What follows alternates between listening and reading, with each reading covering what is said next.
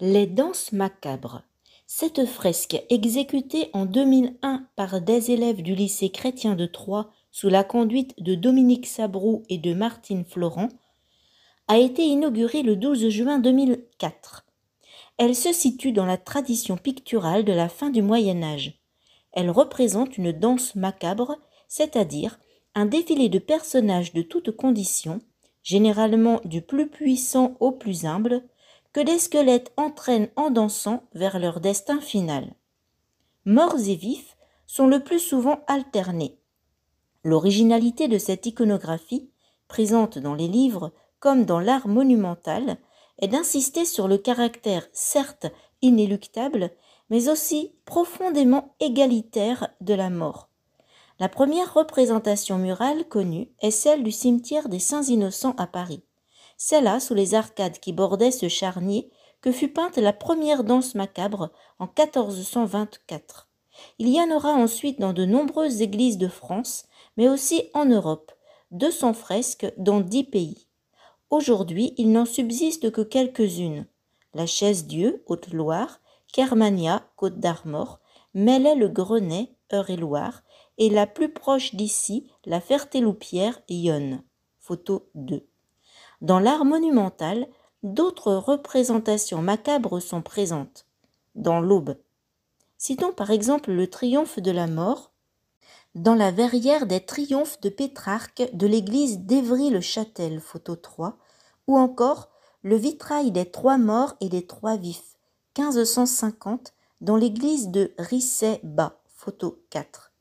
Des traces de fresques représentant les trois morts et les trois vifs, vers 1550, sont aussi visibles sur les murs des grandes chapelles.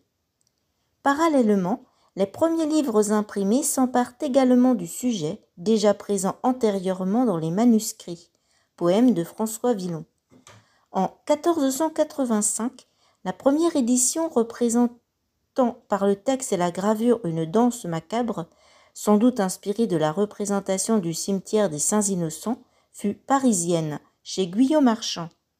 À la fin du XVe siècle, puis au XVIe siècle, les imprimeurs vont multiplier les éditions de cette danse macabre et les presses troyennes jouèrent un rôle non négligeable dans cette diffusion, d'abord par l'intermédiaire de la famille des Le Rouge, puis beaucoup plus tard par la reprise du titre avec toutes ses gravures par les imprimeurs de la bibliothèque bleue troyenne, impression à bon marché, notamment la dynastie des Oudot, photo 5, puis celle des Garnier au XVIIe et XVIIIe siècle.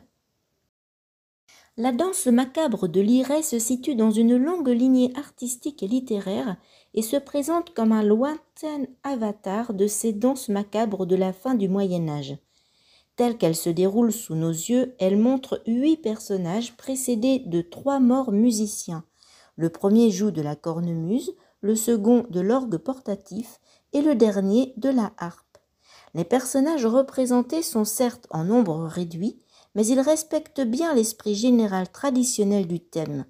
Le pape, le connétable, l'amoureux ou poète, le cordelier, l'enfant au berceau, le peintre, le paysan sont alignés selon un ordre social, du plus puissant au plus humble et selon le degré des âges.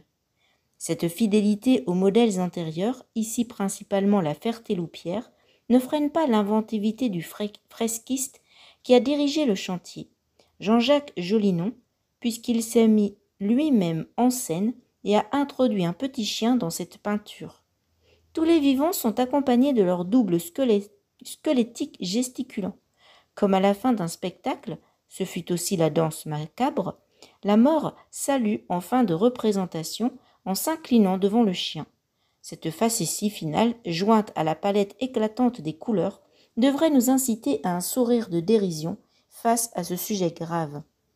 Marie-Dominique Leclerc, Alain Robert. Poème de François Villon.